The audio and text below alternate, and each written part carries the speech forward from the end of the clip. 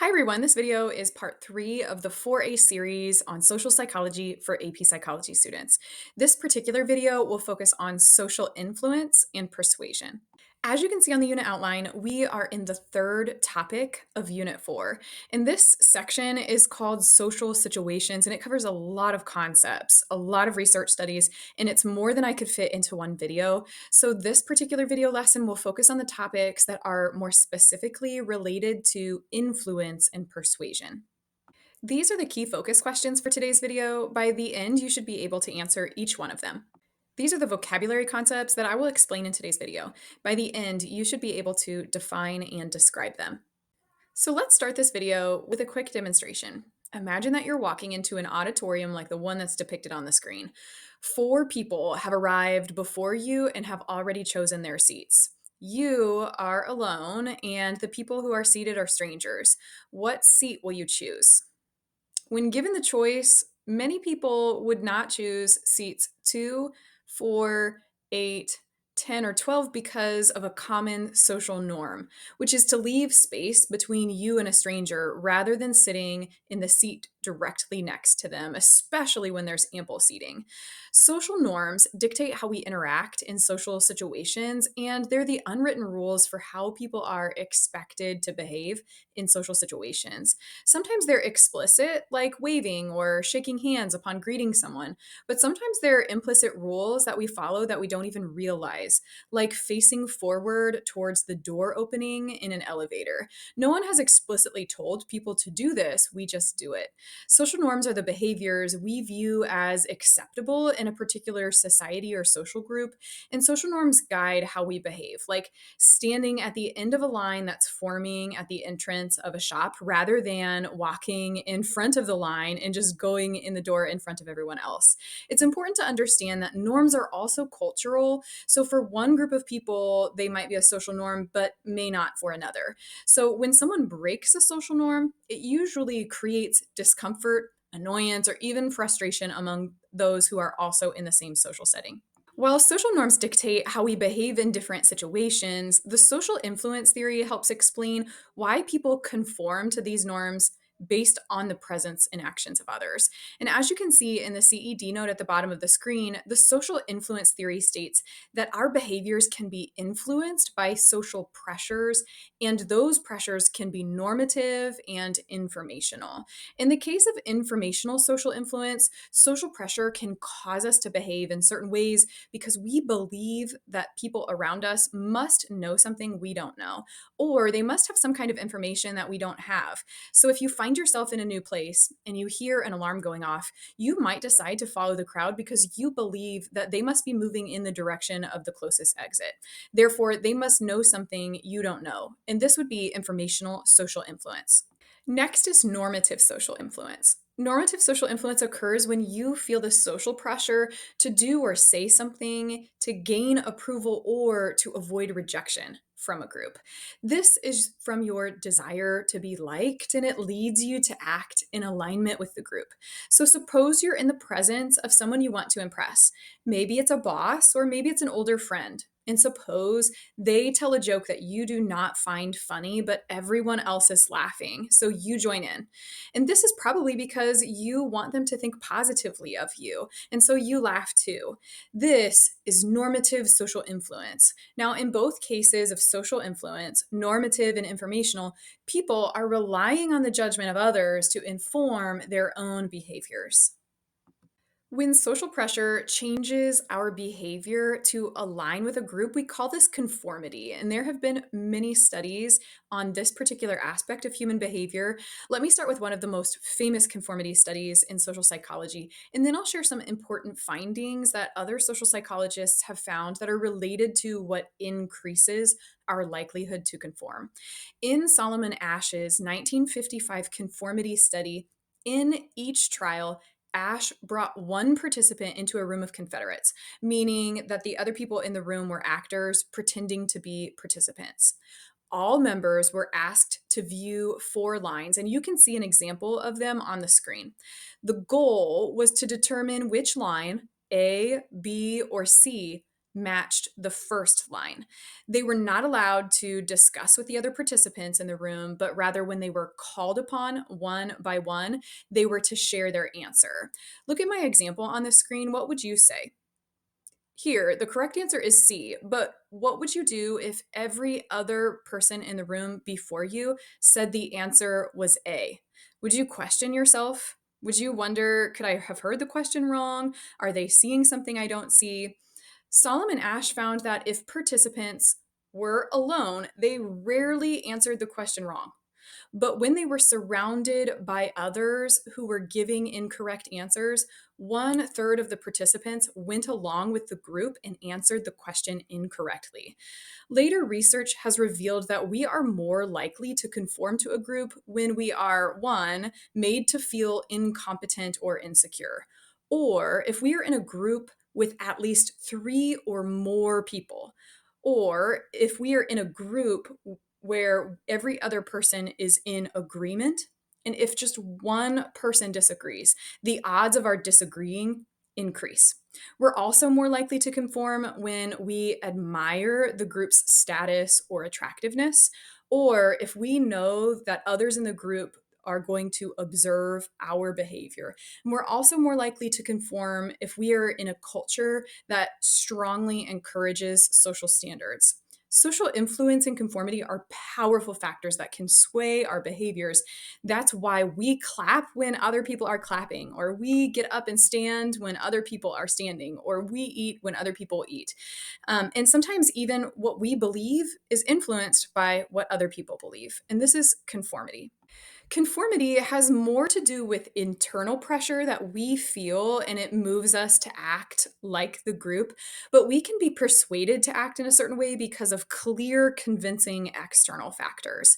Social persuasion refers to conscious techniques that people use to sway someone to act in a certain way or to believe a particular idea. There are different types of persuasion techniques, and you need to know two. They are called central route persuasion and peripheral route persuasion. Central route involves deep thought processing of information based on logic, evidence, and the quality of the argument. People use this route when they are motivated to be able to think critically, and persuasion through this route usually leads to a long lasting attitude or behavior change. Like whenever you research facts and you compare them before you purchase a car. Next is the peripheral route persuasion, and this involves superficial cues such as the speaker's attractiveness or emotional appeal rather than deep critical thinking about the facts of the argument. So, this type of persuasion occurs when people are influenced by incidental cues, and this particular route occurs when someone might not necessarily be as motivated, or maybe they're unable to analyze the message thoroughly. So, this usually will lead to a temporary attitude change and not necessarily long term behavior change. The McJordan ad on the screen was a 1992 McDonald's campaign featuring the NBA star Michael Jordan, and he was promoting a limited edition McJordan burger. The ad leveraged Jordan's celebrity status and popularity rather than focusing on the burger's ingredients or quality. And this is a classical example of the peripheral route technique. Notice the CED mentions the halo effect as a specific example. This is a cognitive bias that occurs when we have a positive perception of someone and they have a specific trait we think highly of. Maybe it's attractiveness. And then we let that positive trait influence our perception of another unrelated trait like trustworthiness. So if a company uses a model I find attractive to sell their product, I might let that positive feeling influence my perception of an unrelated factor like the product and be persuaded to think it's a good product. The elaboration likelihood model suggests that we process persuasive messages in a way that helps us retain the message, and we are influenced by that message. And when we actively analyze and elaborate on a message, like the central route processing method, then we are more likely to retain it and experience long term attitude and behavior change. However, if we rely on superficial cues like the speaker's attractiveness or emotional appeal of the peripheral route, we're likely to have short lived behavior change that's not stable over time. So, as you just learned, people can be persuaded by the type of information that they are presented with, but they can also be convinced based on the method in which the information is presented. There are two types of presentation techniques, and they are called foot in the door and door in the face.